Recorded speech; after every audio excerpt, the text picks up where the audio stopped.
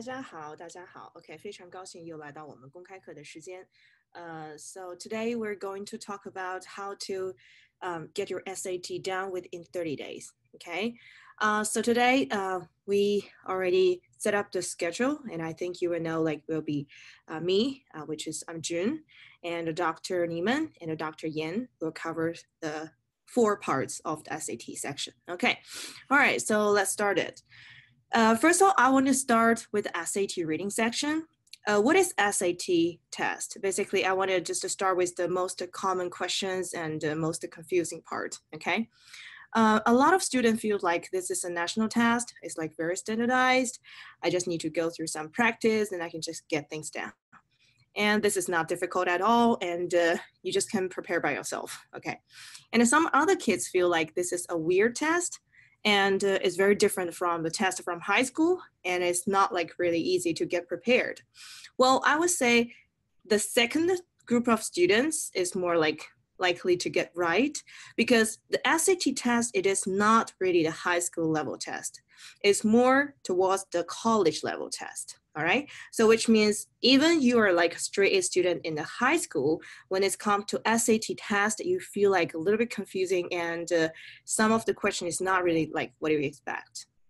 All right, so I'm going to start from the reading section, and I will cover the reading question type, and then Dr. Neiman will cover the passage type, and Dr. Yan will talk about the math section, and then Dr. Min will talk about the essay section again. All right, this is what we planned today. All right, hopefully you guys can enjoy and give the feedback, and also we need your questions, and I will answer some of the questions that we collected before this lecture. All right, so first, I want to talk about SAT reading. It is a big headache for most of my students, all right? Because most of my students, they grow up in America. They are native speakers. So technically, they should understand every single words, right? Or most of the words of the passages. And they should enjoy most of the, passage reading or the test questions. There's no problem for them to understand that like that part. However, when it's come to the question and also the answer choices, the mistakes happens all the time. So I talked with a bunch of my students, and then they told me different reasons. And I want to talk from my point of view, saying like why your reading section is not really easy to improve and what stopped you. And also I wanted to think about in a different way. So in my class, I usually talk about the different perspectives. I'm not teaching students like, hey, let's talk about the first passage, and then we talk about the first question, second question, which is the traditional way, right? So I think if you joined my class before, you know I used to work at a strategy preparation company when I was in China. And also I studied the test design when I was in UK, the Cambridge. So when I studied the test design, and we need to set up some tricks for the students, which is really common for all the different kind of tests. So here are the 3 things I want you to understand. There's a test designer here. Okay, and there's a passage writer here. And also there's you, and you're the student.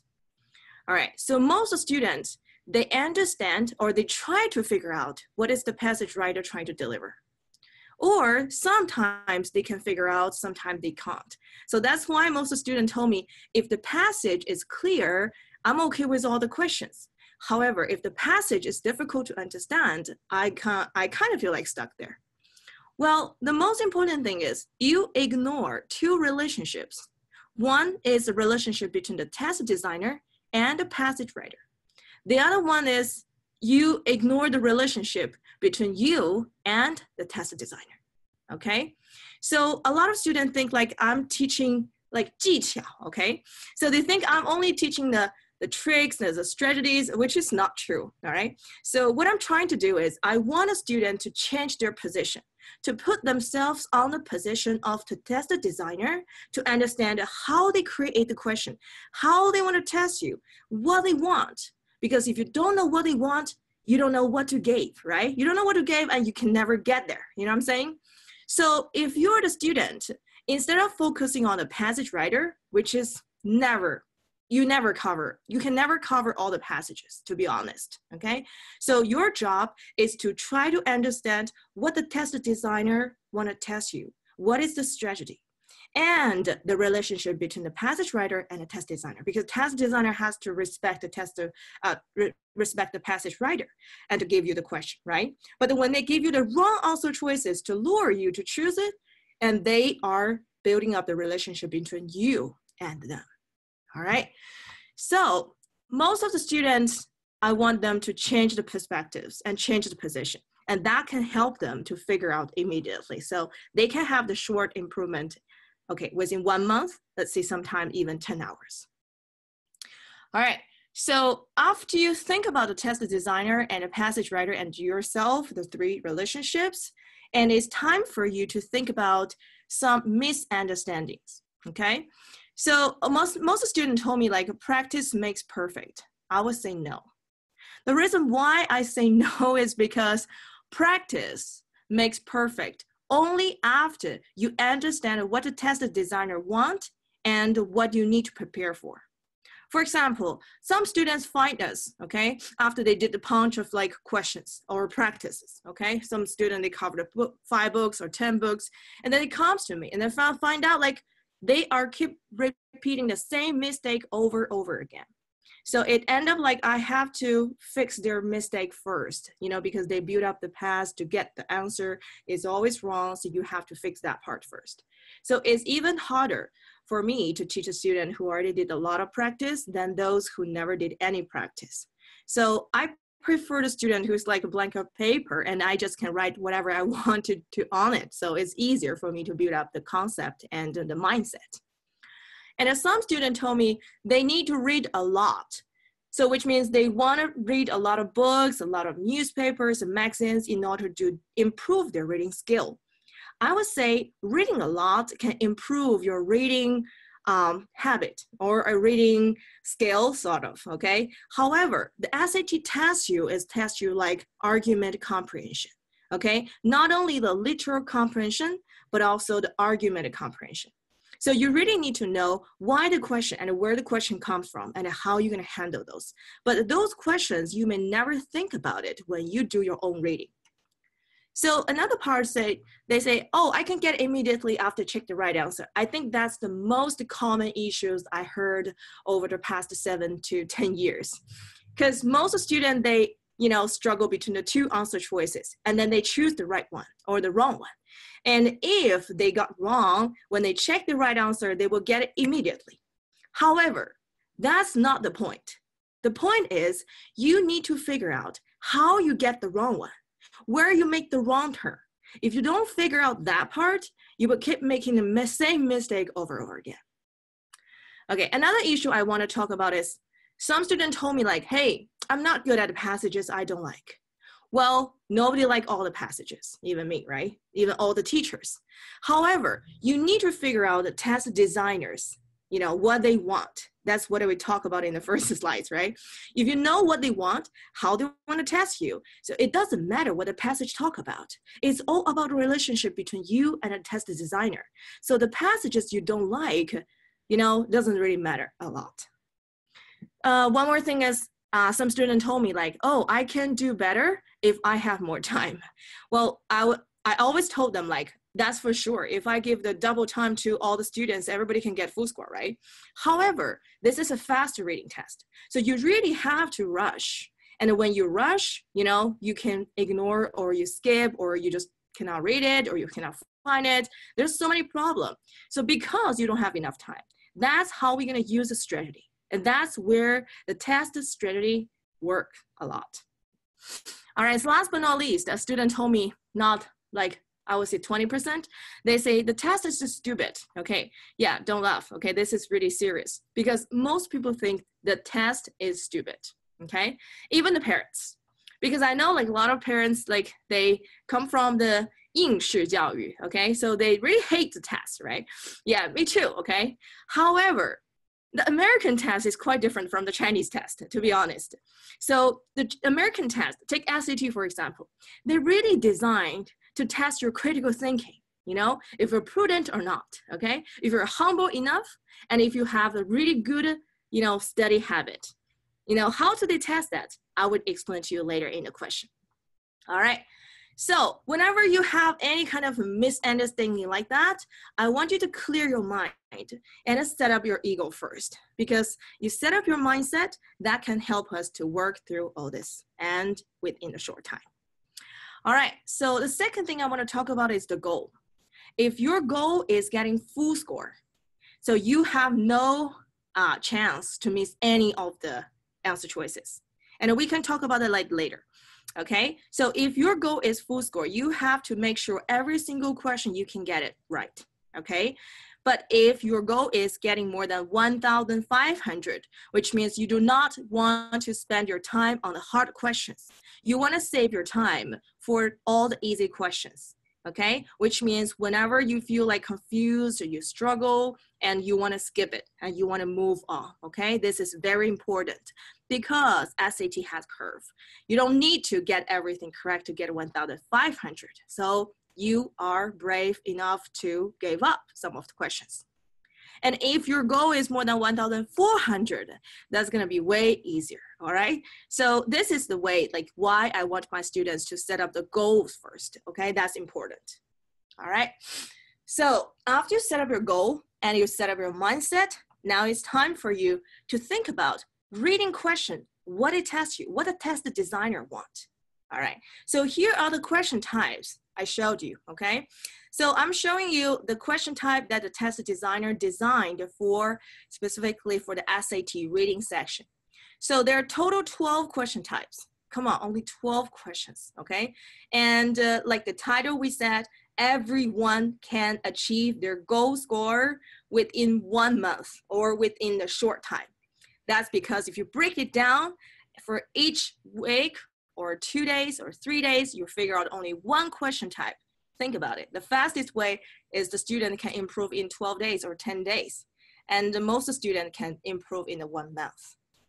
All right, so if we look into it, you can tell the SAT reading question type, they create, the most important thing is big picture, all right? So big picture tests the student can see things in a broader way, okay? So I usually ask my student, hey, are you a big picture student or you're a detail-oriented student? My student asks me like, hey, how am I gonna test myself? I say, it's very easy. When your mom asks you like, hey, go to do your homework, do your laundry, okay, clean your room, blah, blah, blah. You feel like upset and mad, or you pay more attention to what kind of words she's using, or you just generally get what's the point, you know, what a point you wanna say. So if you only get the point, that means congratulations, you're a big picture student. If you pay attention to the words or the detail or the tone, you kind of like detail oriented. That's kind of like general way to tell, okay? All right, so if you're a big picture person, big picture, you can get it. This part, you can get it, okay? So function purpose, you can get it. Tone and attitude, no, maybe not, all right, sometimes. So pair passage, you can get it. So if your mindset is like that, it's really easy to figure out those kind of question types. However, you're more towards like detail-oriented person, maybe you're easier to get like literature comprehension, inference question, and those like, you know, supporting claims, stuff like that.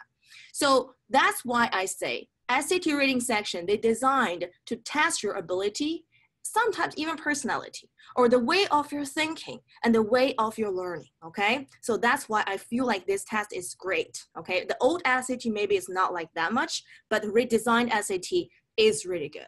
So if you are a smart or talented student, show me or show yourself, okay? Because you need to get a high score to show like you are really good on the learning part, okay? All right, so if we break down the 52 questions of the reading section into different percentage, you can tell some of the questions, they show up a lot, pretty often. Some of them are not really, okay? So that's answer the question most students ask me like, hey, sometimes I perform very well, sometimes it's not really good because I'm not feeling good or the test is weird. It's not about that, okay?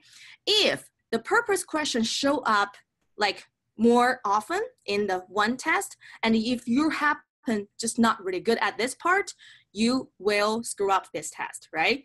However, because this percentage is always changing. However, if you're really good at a purpose question and this time they just show you like about 25%, you will do a good job, right? So because the percentage is always changing, that's why you need to figure out all of them, not only one of them, all right? So there's no chance for the test. You really have to make the foundation solid. All right, so this is why I want to answer the question for most of my students. It's really important, it's really possible to improve the reading skill in 1 month, all right? So when you want to do it by yourself, you just remember skills, mindset, and awareness. This is how we want to help you out to prepare by yourself or from us, all right? Okay, so now I want Dr. Niemann to introduce how to improve the reading skill for the passage type. You will see the difference between the reading question type and the reading passage type. And you will see how we team up together to help the student improve the reading skill in a short time. Dr. Niemann, your turn.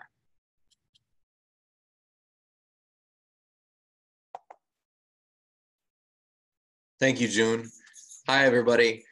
June, could we actually back up to that last slide? I have a few thoughts about that last slide. I wanted to especially open with echoing what June just said about being able to improve in 30 days. I've been working with a student named Joy, who's very diligent and very assiduous and a wonderful student. And she had plateaued at getting around 9 or 12 wrong. And she was studying and trying and studying and trying. And we worked through all the strategies. And just this week, after about 4 weeks, she jumped up to getting 0 wrong on a reading section and then 2 wrong on a reading section, which is a wonderful and huge improvement. And so we were all really proud of her for being able to do that. And so I want to emphasize that it is possible, but you do need to cultivate these 3 different things: the skills, the mindset, and awareness. It is not just a skill test, especially on the reading section. I wanted to open with a little question for you guys and just think to yourself, since we're not going to do a back and forth participation, but if I said to you guys, Jack is a very virtuous person, what kind of person would you think that Jack is if I called Jack very virtuous? I'm sure most of you are thinking Jack is very moral, Jack is probably very pure in heart, maybe he's very generous, but they all have a sort of moral tint to how you're thinking about this person. And this is one of my favorite hard questions that I come across in one of the test versions that I teach, that the test writers, and like June was saying, you cannot just think about the author of the passage, you have to consider the designer, that they often will plant word choices in correct answers, and the word choice is awkward, or sometimes it's not as precise as you might want it to be. And so they're actually sort of implanting a word choice to sort of shoo you away from the correct answer. And they actually, for that particular question, the virtue that they were describing in the passage was imagination. Most of us don't think of imagination as a moral virtue, and we don't. We think if the question answer had been something like, oh, his creativity, we could easily connect the creativity with the imagination. That would be really easy. But the fact that they called it a virtue was this very direct sort of intervention on the test designer to sort of do something to shoo you away from the correct answer. So I wanted to open with you guys to sort of say that cultivating this mindset of the test designer is really, really crucial, that it doesn't matter how great of a critical reader you are. It doesn't matter if you have perfect vocab and you've learned 2,000 new words. You have to be aware of those little strategic moves that they're making with all the passage types that they're going to try and do to shoo you away from the correct answer. So I think that's really important. I would say for speed, when we talk about speed, it is not as simple as just reading more quickly. You have to read more intelligently. You can't just speed up. You have to know what to look for, how to look for it, and how to actual on the questions themselves. The speed is not just a question of your reading. It's also a question of how much are you getting caught in particular questions. So on the next slide, I have an example for you guys here. I want you to see this, that you don't even need to be able to see this particular passage or anything about the actual question itself. If we could switch to the next slide, that would be great. Can we switch? Oh, perfect. Thank you so much. So if we look at number 43, check this out. So when I was just saying that it's not about reading more quickly, that we can also get more efficient with the questions themselves. You do not need to read virtually anything from this passage to get this question correct. All they're asking about in question 43 is they're saying this passage is written from the point of view. They're asking about point of view. If you just read the prompt in the very beginning, it says that this passage is adapted for the MIT Technology Review. Already you know A and D are wrong. because consumers and people who have a hobby, they are not publishing in the MIT Technology Review. We all know enough about MIT to know that that's not the clientele of people writing in that particular publication. And then now we're left with B and C. I told my student the other day, they were twisting their mind into a pretzel, comparing the difference between the genre of what science and journalists comparatively write in. And I said, stop twisting your mind so much. I said, all you need to look at is a few key details, like in line 9, the technology that surprised almost everyone. Scientists do not write for a generalized audience. So you don't even need to read the rest of the passage. You know that this is not about two scientists comparing, research methods, that we've got a general audience. So already we can be confident it's C. So that's a perfect example of reading is not about just reading more quickly, but working up to, something more efficient on the question themselves. All right, let's move forward. This is another great strategy, is that circling keywords and phrases where the author is going to make a point. And some of you guys might be laughing right now thinking, wow, this is so brilliant. The point is the goal, the intention, but that's part of the problem when you're in the stress of the reading moment, is that you miss signals. So if you're going to try and pick up speed and pick up your pace, you have to read for signals, because oftentimes the test designers will pick passages where meaning is signaled pretty aggressively if you know how to look for it. So the key is, are you looking for keywords? Even in that second box, you see however, therefore, in fact. I've got an example in a few slides later, where most of my students get this particular question wrong, and the whole perfect answer is signaled by but. It's just like however. And so most people miss it. And so it's really key to look for those words in that second red box. So that's another shortcut for improving time. One of the key concepts for thinking about every passage, even regardless of passage type, but more so on history and science, is that you need to think of the passage itself as a conversation with multiple voices. It's not just going to be one authorial voice. It will be they say, I say. There'll be a mix of vocab going from other scientists, other people, some critics. I think this, people think that, new research suggests that. It's not one voice, it's multiple voices, so you need to think your way through all those different voices. And then I have an example, a really quick and easy example of how you can see in number 29. All of the red represents other voices, a different scientist, quotes from another scientist. And most of my students pick the wrong answer, and they pick C, which is a representation of what they say. They miss the pivot in blue at the end, like I said just a second ago. Instead of seeing the but at the end, they don't notice it. And all they notice is the quantity of the other conversation with the voice that's from the other scientist. The author themselves is speaking to B, tempered approval, because this author is saying, let's move forward, let's take this step and eradicate a particular genetic mosquito that was carrying malaria. You guys don't need to know about that. All you need to know is that people miss that pivot, but we can show you how to look for the pivot and never miss it. Here are a few good, important takeaways. I feel like I'm only going to probably hit on a few of these. When you're trying to speed up, this sounds pretty simple, but you need to try and actually keep, some people when they read, they get distracted. So you can even use your finger to sort of keep your vision really focused. I feel like another thing, June mentioned this earlier, but ego plays a huge role in this test. That people, many of my students will get hung up on whether they think a question is fair or not. And I always tell them, I don't care if this question is fair and the world isn't fair. So you need to let your ego go, and you need to understand that mindset of where the test writers are coming from. And so one of the main ways to sort of abandon your ego is with focusing on being as literal as you can. Unless you're seeing a question where they're asking you to infer, there are inference-based questions. And so you absolutely can sort of get your inference muscle in action with those, but otherwise you need to focus on being literal. Let's look at the next slide for an example of how to be literal. This passage is so simple. A man is going home to visit his mother. That's all you need to know about it. The question says the promise in line 23 is best referred to as what? If we look over, I underlined for you guys, he promised he would replace the hinges. So simple. He's literally promising to do a household task.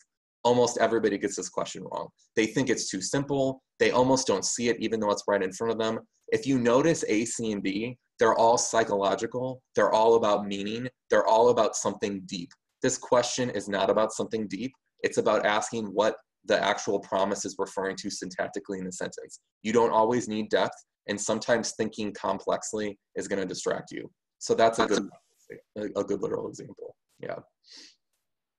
Here's another good list of takeaways about you cannot fit the answer to the passage, or not the passage to the answer. You have got to be working in the right direction because the passage is pretty large comparatively to your questions. You can find, pick, and choose and cherry pick almost anything from the passage and try and squeeze it in to whichever question you're working on. And they will often give you questions, regardless of the genre of the passage you're working in, that you knowing things elsewhere from different parts of the passage will pollute your answer. And they will say, they'll ask about a particular line. They'll say, how is this working in line 64? And they'll give you an answer that's in line 4. You can't worry about line 4. So you need to make sure that you are working in the right direction with respect to question to passage and passage to question. Let's talk, yeah, and this is about the ending. One of those big takeaways was about not forgetting or glossing over the conclusion. Most of my students get this question wrong. It's a very simple question. The last line of the passage, that's what I underline in blue. The guy got a gift from one of his friends and it was a book. It was a Dickens novel. And he says, soon I was convinced that I didn't want to do anything else in life but learn to do what Mr. Dickens had done. He's saying I wanted to learn how to write. I'm sure all of you guys are thinking this is so simple. I can't believe how easy this is. Smart people that I work with get this question wrong because they are moving away from the passage too quickly. They gloss over the ending, and so they can't pick A, which is that he wanted to be a writer. So that's it. That's all for my passage section. All right. Thank you, John. You know, Yeah. one of the most exciting thing, like I teamwork together with you, is like when I teach the student, don't look at the content, just to go with the text designer's strategy, the regulations. Right. Sounds like you back up for me and then just explain to them like specifically which part and to explain what, okay? Yeah, Right. I enjoy working with you. Okay, thank you. Thank you. Thank you. Okay, one of the most important thing I would talk about for the question, usually I would just tell the student like, hey, what type of question this is and what they try to ask you. Like the question just John mentioned is inverse question. And the inverse question is always not literally stated in the passages because inverse questions ask you to find something which is not stated literally in the passage. So the answer cannot be called a copycat answer, directly grab it from the passage. So you're looking for something which is paraphrased in a way that you're not expecting. So that's usually I tell my student to find out. And watch out, you're not going 2 steps forward. There's only 1 step forward assumption. You're not going too far. So there's no self-knowledge that affects you. This is also part of the tricks that we want to share and we want to emphasize and we want to show different students and a different practice. So you will see for different kind of practice, same question type, they work exactly all the time same. All right, so now I'm going to talk about SAT writing section. This part, my favorite, okay? So because all my high score students, if they want to get a full score, they have to kill the math and they have to kill the writing section, which means no error. But let's look at SAT writing section. If you look at it, you can see like there are 44 multiple choices questions and they only have, oh, sorry, I missed the 30 minutes, 35 minutes. For some reason, the slides eat my 3. Okay, all right. You have 35 minutes. Okay, so let's do a basic calculation, all right? So if you go back to check the questions and you can tell, actually there's no question for the writing part. So the answer choices ask question themselves, okay, themselves.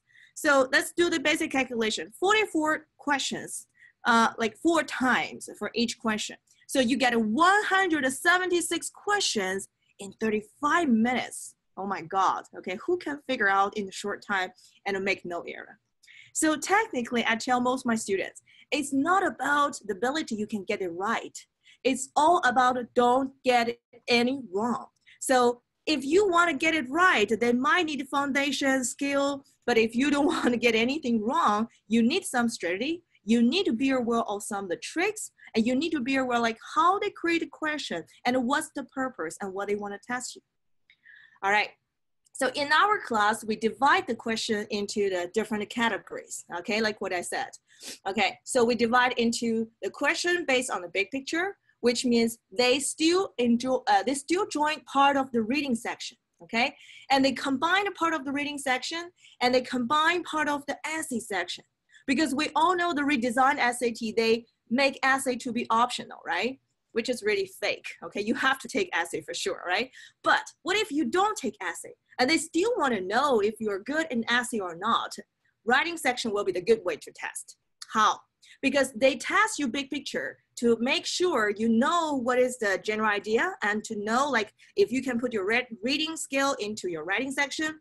And also they test you small picture, which means they want to test some like standard English usage. All right.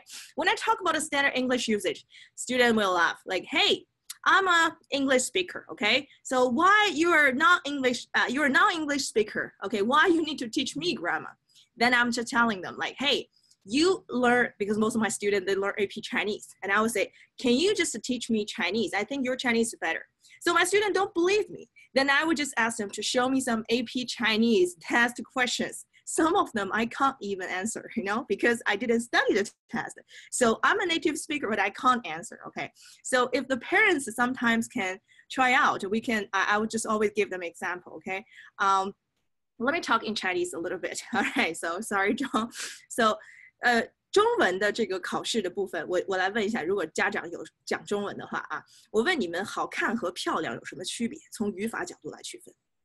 那么大家如果是 Chinese 的这个 native speaker 的话，你会发现很少有人能回答这个问题。为什么？因为好看漂亮对我们来讲用法是一样的，对不对？但是你会发现，从严格意义上讲，好看只能做形容词，而漂亮可以做形容词和副词。那么如果他要 test 你和动词连用的时候，你就不能怎么样通过这个就是 sounds right 来去找，你就必须要用这个 grammar 的 regulation 来去做。All right, so let's come back to topic. All right, that's the reason. If you're a native speaker, you need to pay more attention to your grammar. All right, it's gonna be so sad if you're a native speaker and you make a lot of like mistakes for your regulation on grammar side, right? Which is really kind of like sad. Okay, all right. So let's take this one for example. This is one of the example that I talk about in the class, in the June class. Okay, probably I will still use it in the July class. Let's see. So the first question and the second question, I just change a little bit so you can tell the difference. All right. So is there anyone wanna give me the answer for the question? Okay, anyone want to do it? You can either test me or you can either just raise your hands to give me one of the answer for this. Anyone? Let's see if I see anyone who's brave enough to talk, or if you don't know the answer, you can just keep quiet. I'm okay with that. So I'll count 3, okay? 3 seconds, you probably can get one of the answer. 3, 2, 1. Okay, I got 1 students. Thank you, Hong. All right, so which one to choose? Hello, Hong. I already permit you to talk. B. The first one, which one? B. We have 4 answer choices. Can you give me a number? B. Last one, right? B. The second one. Boy? Yeah. All right. Okay, how about the second one? How about the second question? Oh, I didn't do that one yet. Okay, thank you. All right, so thank you so much for the first question. However, yeah, unfortunately, you got wrong. It's not B. It's not B, okay? All right, okay. So is there anyone else want to try it again? Okay, so you can tell this is a similar question. However, when they test you, all right, I got another student. Okay, chat already, okay? So Jessica told me is a C. All right, okay, yes, the first one is C. Now try the second one. Now try the second one. You will see the difference. It's so fun, you know, because when we use language, we never pay attention to that, right? We speak English, we talk, and we say like conversation, hey buddy, you know, how's your video game going on? So we never talk about the things or of the regulations, right? So if you pay attention to this part, you can tell the 2 questions designed to test you, okay? To test you the different perspectives, okay? That's why we need to figure out what test the designer want to test you. So the first one, I already highlighted. They want to tell this envelope, all right? So they want to say they came across a silver shopping bag with envelope inside. And then they want to talk about the envelope caught her attention. Actually, it's the envelope caught her attention, right? The envelope caught her attention, which means it doesn't really matter they mark the words or not, which means the non-essential clause you can just rule out. which means the C is the best choice, and never ever choose any answer choice with single comma, okay, with single comma. That's part of the rule for regulation of the punctuation. All right, but if you try the second part, if they change a little bit, all right, so they fill with envelopes. So there are a lot of envelopes there, and I need to figure out which envelope, which means the marked Alaska company is important information you cannot rule out, which means become essential, which means you only have to choose A, all right? So same question, similar design, however, they test you a different thing. So you need to know what they want so you can get there and you will never be tricked. There's no way for you to read from A to D and to try to figure out like, hey, it's similar, it sounds similar, but it's not, all right? Okay, so let's move forward. That's why in my class, in our class, we always put the questions into different categories. Trust me, we spend a lot of time preparing for that, okay? We grab different questions, all the students ask me the questions, I just grab them together to make sure you are doing the practice on the most easily made mistake question types, okay? Not like regular practice from the test 1, test 2, test 3, okay? So because of that way, we can easily to fix your weak point and to build up the regulation in a short time. That's how you can, how we improve it, okay? All right, so remember, similar, different, sometimes is not like what you look. You need to know what it tests you. You need to know the regulation. That's part of the way you want to boost your English, okay? The English regulation usage. So one thing I want to point out with the writing section, never trust your sound, okay? Never trust the sound because you're not going to read it and then tell me, well, that one sounds right, so I'm going to choose it. You may get some question right this time, but you may not get the question all the time right, okay? Because sounds right sometimes is not right. But the funny thing is my student told me, you know what? My high school teacher told me this one is right is because it sounds right. I was like, okay, bring your teacher to me. I'm gonna talk about it with her, okay? All right, so this is writing section. So you already are very exhausted, I trust you, okay, I believe. Because in the SAT reading and the writing section, it takes you about like 65 minutes and then another 35 minutes. And when your brain already got tired and you're stuck there and it's time to test your math again. And I know like math section, it maybe sounds like easier for you, but let's see what are the tricks for the math section, okay? So now I'm going to invite Dr. Yan to start. All right, Dr. Yan, it's your turn now.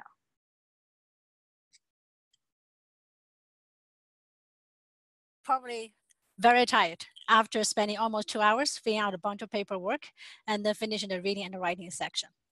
Okay, so you're tired, probably very tired. Can you move on to the next slide, June? Okay, so how can you get your brain refreshed? And then so you can at least show your best potential with the math section. So here are the 2 suggestions based on my own experience and also talking with students who achieve a perfect score, almost a perfect score in their SAT test. Yeah, you may want to go out to get some fresh air because I've seen students like when they are tired, they just sit on the desk and then relax on the desk. Well, you are not physically tired because you didn't do any of the manual work. You are mentally tired. When you're mentally tired, you actually need to get fresh air. So try to get out during the break time. Just stand outside, don't go far. And also probably you want to bring some food high in antioxidant, such as nuts or some of the fruits, so to get your body energized. So your body can retrain, you know, for the, with the energy that you need for the math section. And this slide, you can see the breakdown of the 4 major categories in math, including heart of algebra, passport to advanced math, problem solving and data analysis, and then finally additional topics in math. And also show you the questions broken down in the 2 sections. The reason is that you actually have short amount of time per question in the non-calculus section. You have a little bit more time for each question on average for the calculus section. As you can see, the green shaded 2 topics are the algebra topics. Heart of algebra is basically algebra 1, and a passport to advanced math is aligned with algebra 2. So these 2 together, basically algebra questions accounts for almost a little bit more than 60% of all the questions. And they are evenly divided into the 2 math sections, the calculus section and the non-calculus section. And then the problem solving and data analysis accounts for almost 30%. Those questions will only show up in the calculus section for a reason, because those questions are real life applications. Real life application questions tend to be very long. That's why when you get into the calculus section, you will suddenly feel the question become much longer compared to those in the non-calculus section.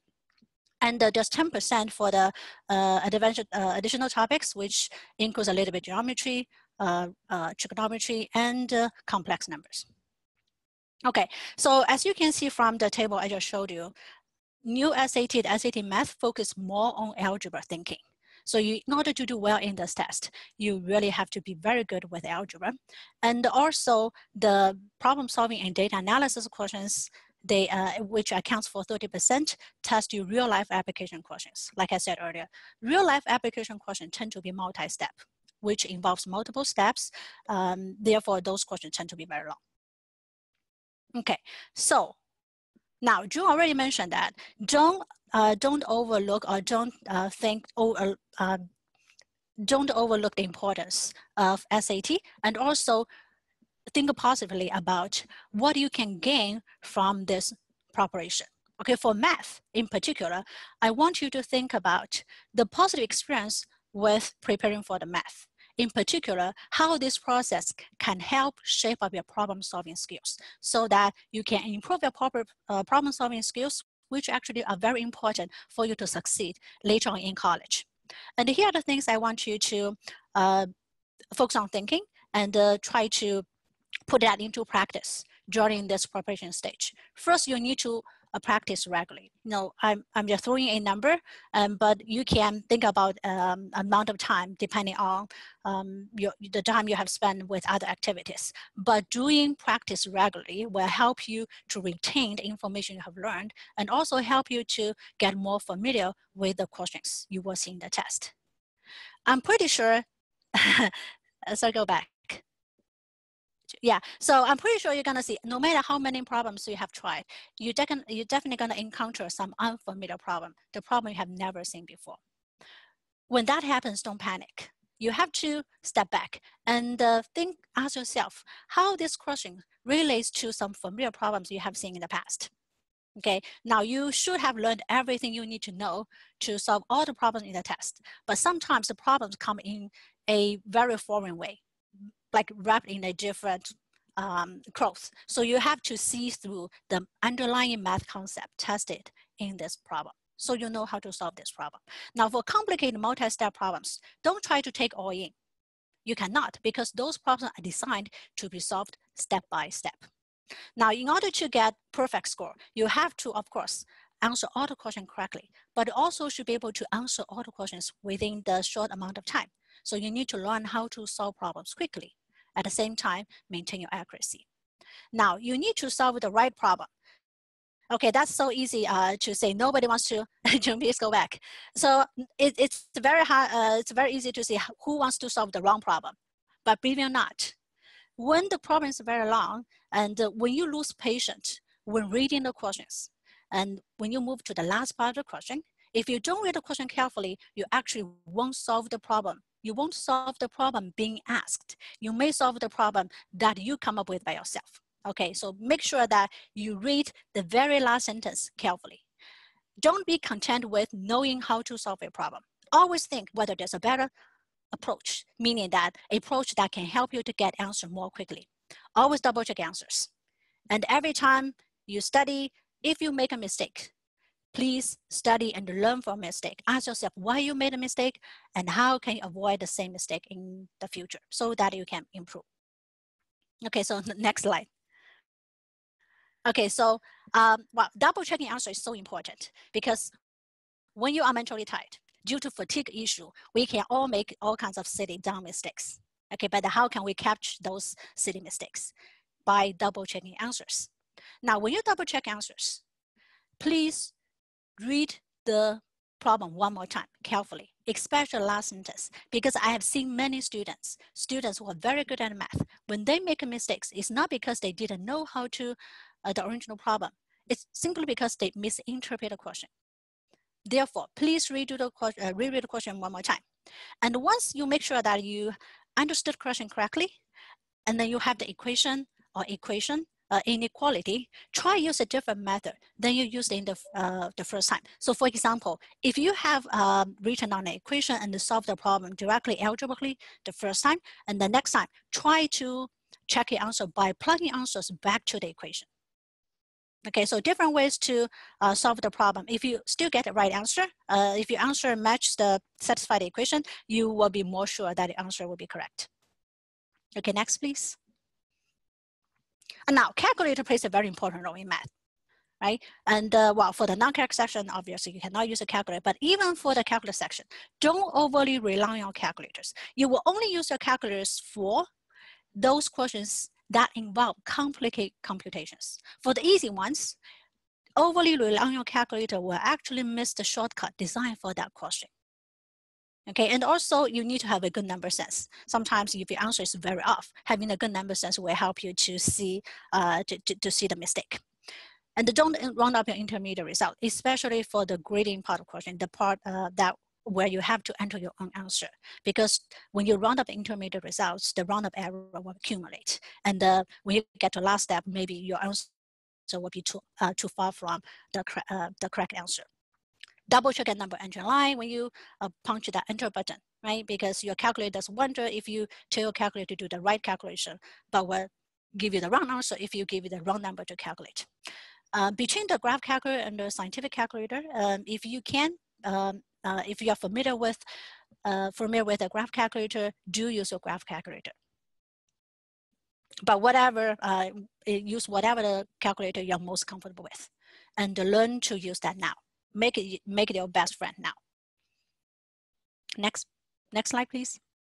Okay, now keep in mind that 80% SAT math questions are multiple choice questions. Now, for any multiple choice question, your job is to pick the right answer, not to produce the right one.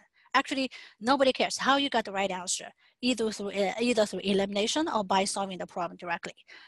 Therefore, I advise you, after you finish reading the question, before you start jumping into solving the problem, study answer choices, which just take a couple of seconds. Study answer choices to see whether you can see any pattern from the answer choice before deciding how to solve the problem. Sometimes all you need to do is plug in the answer back to the equation instead of solving the question directly. So let me show you an example. Actually, it's a real test question. Okay, so when you look at this equation, looks complicated, right? If you want to solve the problem directly, you need to find the common multiple, right? You need to find the least common multiple of x minus x and x minus 2, and then you compare the two sides of the equation. Now, I can tell you, I have tried this problem with many students. Most of the time, the student will pick answer C by solving the problem directly. But if you look at answer choices before you start solving the question, you can see basically you just need to check two numbers for x, -1 and 6. Now you can quickly see x cannot be 6 because when x equals 6, x minus 6 will become 0. We know that denominator cannot be 0, so we can eliminate B and C immediately. So you have only A and D left. So I just need to check whether x equals -1 is a solution to the equation or not, right? So all I need to do is plug in x equals -1 into the equation just to see whether the equation is satisfied. If it is not the solution, then D is the answer. But if it's the solution, then A is the right answer. So in this problem, actually A is the right answer. Okay, so next slide, please. Okay, now one thing which is major challenge in SAT math is the long word problems. Now I have seen students who, some of students told me that when they get into the calculus section, they suddenly feel they are doing the reading again. That makes them headache, right? They just finished the reading, like 65 minutes reading. Now they are doing another reading section again. Okay, that's a major challenge for most students. So how can we crack a long word problem? Now, to solve a word problem is to translate English into math, right? So that's the key. So you need to know how to translate the English words into math. Now, sometimes the questions are very long. The questions are long simply because they contain a lot of unimportant information. What I say unimportant means that those sentences don't contain math information. They are purely background information just to tell you, the context of this problem. Okay, so for those sentences, you can quickly skip through those, skip through them. But once you get into a sentence with math meaning, now you need to slow down. Again, don't take all the information at once. It's too much. You want to take one piece of information at a time and to translate each sentence with math information into equations, inequalities, or drawings. And then when you get to the very last sentence, this is where the problem says what you need to solve. Read that part very carefully. A lot of times mistake occurs at the very last sentence, meaning that student did not interpret the question correctly. They solved the wrong problem. Now, when the problem is long, you can treat it as like reading, meaning that your pencil is your best friend. You can use your pencil to underscore keywords, making sure that you don't overlook important keywords, such as half, double, percent, important English words with math meaning. And if there's an equation, a figure that accompany a word problem, focus on that equation or figure. Okay, so we just quickly, probably I won't have time to go over this question carefully, but this is one example from the official guide practice. And you can quickly see, probably you can see that an equation that stands out from that. From this long problem, n equals RT. That's actually all you need to know to solve this problem. Of course, you need to know what n represents, what r, the meaning of r is, what t is. And then using this equation, sometimes r is given, t is given, you need to find n. Sometimes n is given, you need to find r, n is given, t is given, and you need to find r. Okay, so, okay, so I have taught enough about what the test is and what will be tested and how you should practice with the questions. You also need to know yourself, especially your target score, because your target score determines how many problems you have to get right. And Drew had already mentioned at the beginning. And your strength, you always want to leave time to work on the problems in your strong areas and get them right. And finally, your weakness. This is where you have to be very ruthless with your weakness, making sure that through the practice, you can overcome the weakness, whether there's a gap, whether you have trouble managing your time, pacing yourself well, whether you have trouble understanding questions, that's a problem comprehension problem. If you tend to be very nervous, you need to try more mock tests. And finally, there's actually no careless mistake in the test. In fact, this test is specifically designed to punish careless mistakes. So don't fall victim of this test. Okay, so my last word for you is now go practice like pros with the right materials in the right way. Okay, so now, yeah, so back to John for the essay portion.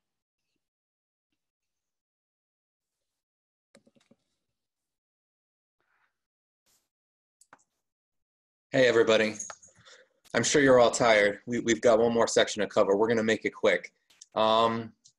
Let's see here. The first thing I want to do is just talk about some basic overview structural organizational fundamentals with the SAT essay. These are the key components. This is like the fundamental melody that I'll teach you to sing if you work with me. Like, we always need to hit an introduction and a conclusion, and then between those, we need 3 body paragraphs that sort of are very specific and tied into your intro and conclusion. So I just wanted to give you an overview of that. So those are your key components. I wanted to say that your fundamental purpose for your introduction is always just about mapping. The goal is to create a really specific and sequenced map. No matter what your topic is or what the prompt is, that you just need to be specific and be sequenced. And then as soon as you identify those 3 specific key phrases or key words in your introduction, you use them to anchor each of your topic sentences. That way, the reader who grades you is going to give you a great score because they're going to feel like your structural unity is extremely strong. I wanted to give you guys a quick example of one of my students who at first wrote a very weak introduction, and I put on the right side, this student wasn't really articulating what the message was. They weren't really saying what the author's perspective was. They were not saying why, or they were not answering how. Like you can see in this particular sentence, Christine Urid brings the audience into her position to understand her perspective. Many students, when I first start working with them, they'll have a lot of sentences like that that are incredibly vague. And what I need to do is push everyone towards being much more specific. So on the next slide, you guys can see that the sound between this introduction and this one right here is fundamentally different. I was so proud of this student because we're not even going to read the whole thing, but if you even take a sentence like starting with rather, listen to the level of sophistication, how much stronger they got. Rather than simply use a logical appeal for gun reform based on statistics, Yared crafts a bold survivor ethos, which helps the audience see this as not a political issue, but as a pressing and immediate reality that could affect anyone the way it affected her. So we're not only identifying one particular technique of the author to persuade the audience, but we're clearly saying how that technique is going to affect the audience and make them persuade the message. So it doesn't take that much time either. If you feel like you're not the best writer in the world, you don't need to be the best writer in the world to kill your SAT essay. With very specific techniques, you can exactly sort of meet the standards of the rubric. So you don't need to be a florid or super overly complex or creative writer. That's not necessarily what they need here. So everyone has hope. That's my message for you. Your topics. Sorry. What's that? Some students feel like they are a very good writer, but why they cannot get a high score? This is also part of the things we will cover in the class. We will talk about later. Yes, yeah, right.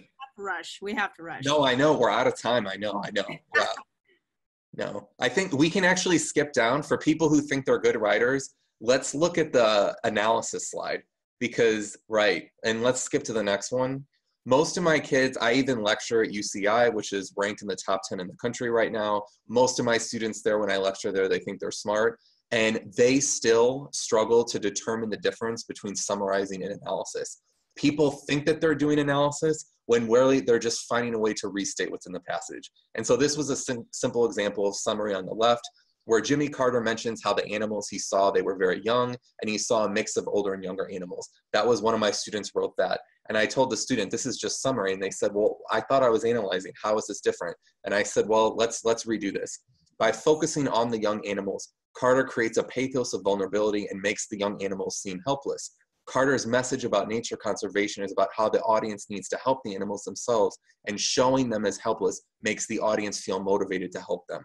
That is how he is using, think of it, we all love pictures of puppies and little animals are cute. It's pathos, it's an emotional technique. By making them look helpless, it's gonna motivate the audience to buy into the message.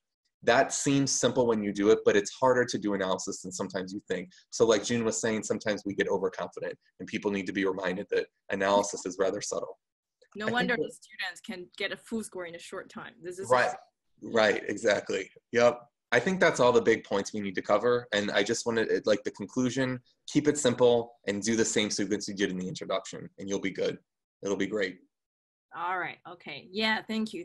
It's really it feels like our open class is like a run, and getting faster and faster. It's like a train, right? Okay. Right. So, yeah, because we have so much things to share with you guys, but the time is always limited. We don't want to just keep you there for hours and hours, but yeah, welcome to join our class and we can talk about more. So now it's Q&A section. I'm going to answer some of the questions if it's related to John and Yan, and they will just cover that part. Some of the questions we already covered already. 30天内最高冲刺多少分? Okay, depends on student, depends how much time you work on it. It depends on how hard you work on it. So far the best record is from 1,200 to 1,440, okay, within 30 days, and each day 1 hour. This is the best score so far, best record so far. And we also have students from 1,440 to 1,550 in 1 month. So it depends on how hard you work and how determined you are, okay? All right, 词汇量大，文章读得费劲，有什么能提高 SAT 阅读技巧的方法吗？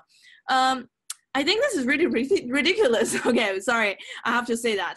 词汇量大的话，读文章应该是不会费劲的。如果词汇量大，读得费劲的话，那我觉得这个应该是 either 是在 grammar 分上有问题，或者是在长难句上会有问题，亦或者是在这 literature comprehension 的理解力上有问题。所以说我们要去看孩子的具体情况是什么样。但通常词汇量大不会是阅读费劲的一个，就是没有一个直接的联系，反而是读得费劲的孩子，词汇量偏小，会这个词汇量影响阅读，或者不知道怎么去就是 guess 这个生词，然后去克服这个障碍去阅读，这些我觉得是需要 work on 的。所以这个问题我觉得需要 specifically 知道这个孩子的情况是什么样。那么第3个问题阅读分为2种类别，请问做题上有区别吗？Well, no， 阅读不分为2种区别，在 SAT 当中阅读分为这个 fiction， 然后 social study passages， 然后呢会有 science passage， 然后其中还有 pair passage， 可能 related to 一些这种 natural science， 然后还有一些这个关于这种social science 的一些部分，所以还有一些 humanity 的部分，所以我不觉得这是两种哈，所以说每一种的这个 passage 的阅读方式 ，Dr. Neiman 会 talk more specific about it in the class。就是我们是会按照篇章结构和这个题型结构来去交叉的来去进行帮助学生。那么题型上的话，做题思路是永远是一样的，但是不同的篇章，你的 reading 的方式是不一样的。这点也是我们在教研的时候把这个阅读分为 question type 和 passage type 的这个主要的原因所在。那么第4个问题是问 ICT 写作是 optional 多重要呢？是做的比较好呢？什么快速提高技巧吗 ？OK， 好，那么 SAT 写作是 optional， 但是你不要相信这个 optional，OK， 非常重要，因为如果你要想去这个申请好的大学的话，这个 essay 是一定要有的。因为有最重要的一点就是你的 college essay， 你肯定是要写 college essay 的，对吧？那如果你的 SAT 的 essay 写得很差，或者是分数很低，或者是你没有考，那么你在写 college essay 的时候呢，这就是一个自相矛盾的事情。所以我们强烈建议 essay 是一定要考，不要管它是 optional 还是不 optional，OK， 一定要考。那么这个有什么快速提高的技巧？刚才我们也提到过了，就是首先这个 essay 是不需要。就是不能把这个作为快速提高的方式来走的。另外就是我们去教 strategy， 但是 strategy 并不能够 directly 等同于技巧，因为这个你得这个有米才能有炊，对吧？就是如果你没有这个 foundation， 你连一个完整句子也写不好的话，我没有办法让你就是短时间去提高。但是如果你是一个这个本身是知道怎么去写，有一定的 foundation 的，那我觉得短时间提高是会有很好的帮助的。那么这次的话，我们在 essay 课堂上也是把它分成不同的方式，每一种这个 rhetorical element 怎么去写，我们都会去按照这种 category 来进行这个强化的练习。那么我们希望通过这样的 strategy 的方式，能帮助学生有针对性的准备，那么这个就其实是短期能够相对来说提高很大的一种方式。作文几分算好成绩？那么满分888，OK， 非常吉利的数字啊。一般来讲，我们说是20分以上就算是 OK 的成绩。那么如果分数不高，可以选择不提交，但是他还是可以看到的 ，OK。所以说，我觉得你最好是考一下。所以一般我们就建议 essay 是要提前准备。因为如果你 essay 考不好，你可以考第2遍的时候，就是如果你客观题考得很好，比如说你考了1580，但你 essay 考了3个5，你第2遍重考的时候，你不可以只考 essay， 你需要重来一遍。这也是为什么很多学生考了这个客观题高分之后，就不太敢再考第2遍了。但是相反，如果你第1遍考的时候 essay 考很好，客观题没有考好，你第2遍再考的时候可以只考客观题，不用再考 essay。所以说 essay 非常重要，提前准备 ，OK。那么另外就是语法部分是弱项，需要做哪些练习吗？参考书哪些？这个部分 to be honest， 我就很 direct 告诉你哈，如果你的语法是弱项，那你不需要做练习，你要去先把所有的语法的 regulation 和规则先搞明白，否则你做的每一道题你都不明白是怎么回事，因为题目是考同一个规则，同一个规则可以有几千题、几万题，那么如果只是做练习不明白这个知其然不知所以然的话，这个是很难提高。所以我们建议，如果语法是弱项，不要做任何练习，先把所有的规则搞清楚，再去做题。OK， 好，这是我是要提醒大家的哈。有没有这种说法 ？SAT 某月份考试高分率比较高，有，但是 slightly different， 就不要去相信这个东西哈，不要相信这个东西，因为这个是考完之后才能总结出来的，哪次 curve 会高 ，curve 会低，没有人能够 predict 出来。尤其现在这个国内国外的考试的人数普遍都比较高，所以说呢，基本上这个差别是比较小的 slide。OK。那么 ICT 复习模拟题和真题有区别吗？可以在哪儿做这道题呢？真题 official guide 上面就有，模拟题啊，满世界都有 ，OK。但是呢，我们一般来讲是用自己出的题来去给学生，因为我们自己也去参加考试，也会去看题型，所以我们觉得有很多的题它长得不像这个真正的题，具体是哪个我在这里就不再说了哈。如果你需要有更多的详细信息，可以联系我们。最后一个问题问 ICT 容错率数学错几道题能拿800分？据我所知，好像错1题就不能拿800分了。Dr. Yan verify 一下，错几题能拿800分？我觉得1道题都不可以拿800分了吧 Okay, that depends how difficult, like how they curve that test. Yeah, but if you want to be sure, 你要非常确定你要拿800分的话，那么就 zero. Okay. Yeah, zero error. OK， 那么另外我也想说一下哈，因为我们大部分遇到的学生都是家长就是会说，哎，我们英文不好，需要补习，我们数学没什么问题，然后最后 end up like 数学考个780啊什么的，然后英文考800分。所以说我希望的是 make sure 数学不要做任何的错。OK， 这是我们觉得能够考高分的一个 guarantee 的一个 bottom line。然后另外就是问市面的复习书推荐，我们不推荐任何的书 ，OK？ 那么刚做一套真题，不推荐书的原因是什么？因为如果有好的书，我们就自己会告诉你是哪一本了。但是我们会发现每一本书里都会有 certain kind of question 是好的，但是有很多的都是互相抄来抄去的，所以没有特别好的题。好的题就是那个 official guide 的那个真题，就是他们出的这种 release 出来的真题，那是真正是和考试是最结合最相近的。那么孩子刚做一道题，自然科学、社会科学文章得分低，请问这两部分如何提高？那么这个我们也在当时课程中做了一个讲解哈 ，Dr. Neiman 也提到了。那么这两类我觉得不会是你的阅读题得分低的原因，是你在读这两个类别的文章的阅读方法，以及你在同等这个题型的这个做题方法上是不了解 test designer 的 thinking 的，就是不了解这个考试是怎么去考察的，所以会造成遇到文章 confused 的时候就会出现错误。感觉有些培训班做真题分析真题，你们怎么设计？有特上网上上课吗 ？OK， 这个是我特别想说的啊，就是我们不会是让你去做题讲题做题讲题，就像我说的，如果你不了解 test designer 是怎么想的，你的做题就是在无谓的浪费时间，错题再重复，对的题也在重复，对的题又做，那就是浪费时间，错的题再重复，加深错误记忆没有任何意义。所以我们是会把题按照不同的题型分成不同的类别，我们按照题型去讲，然后结合相关类型的不同passage type 的题型来去做，来去加深学生的印象。那么到最终我们才会让学生去再做 practice 做模考。那么也就是说，我们是希望学生先把自己的 position 变成 test designer, knowing exactly what it tests you, and then we come to practice. So 在那个时候 practice 才会是 make perfect 的 OK 特色全是特色 OK 不谦虚了啊，因为我们是 online 上课，我们那个线下会有少量席位，但目前应该席位快满了，等一下我们会告诉大家还有几个位置。那么有一个问题是开始补习进步明显，提高一生停止不动，突破这个关口继续进步。那么通常来讲要看你是怎么补习的。如果你是small group class， 那可能孩子需要 specifically work on one-on-one， 去知道他在哪里 stuck 住了，这样的话可能是能帮助到他。那么还有另外就是说，孩子目前为止是属于 self study， 还是说还是说属于这个，就是说就是学习的这个部分，这有很多因素可以影响哈。那么我遇到过的，我分享两个案例啊。我遇到的一个学生呢，就是刚开始的时候进步明显，但是后期的话停止不动，有2个原因，一个是这学生觉得他的 goal 已经达到了，不想再考了。To be honest, OK， 那他就会跟我们说，我其实已经觉得差不多了，我已经考不了了，这是他自己的一个 mindset 的一个问题。那么还有一个学生的话，是会发现他到最后时候呢，总会在某一种类型的题总错。比如说我们有一个学生是后来得了满分，他当时只对这个 words in context 总错。就是他词汇量非常大，所有的阅读题已经没有再错了，但就是words in context 总错，因为他总会 overthinking， 他总觉得那个 right answer 不够 perfect， 就是他于是会 struggle， 所以这种情况的话，就针对他的情况来进行这种分析和破解，这是最佳的一种方式。OK， 好，那么我相信我已经解决了所有的问题了啊，感谢大家的这个时间。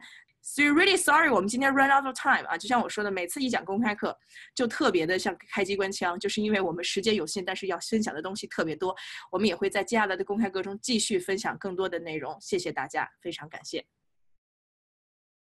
好，最后我再说一句哈，就是有很多家长跟我们再有一些 feedback， 希望我们能够开设一些这个 AP 的这个 preview 的一个课程，我们也收到了，也正在讨论当中，也希望和欢迎家长给我们更多的 feedback， 你的需求以及你的这个一些的想法可以跟我们来多分享。那么等一下的话，请高飞告诉大家我们的联系方式，我们欢迎大家跟我们相约，然后通话，然后我们希望能够更多的来帮助大家，这是我们团体的老师的最重要的一个心愿。OK， 谢谢。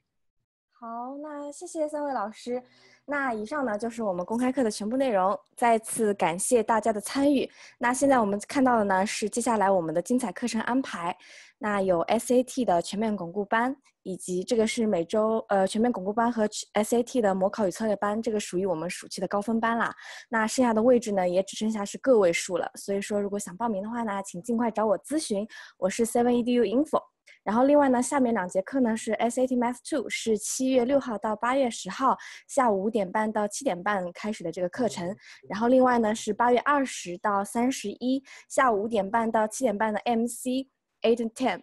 当然值得一提的是呢，就算没有参加数学竞赛，也可以参加我们的 AMC 这一节课。为什么呢？因为这节课呢可以很好的提高这个批判性思维。毕竟现在孩子呢在常规数学题的训练下呢，很少会停下脚步想一想为什么会选这个答案，为什么这个答案是错的。所以说这节课呢非常推荐给大家。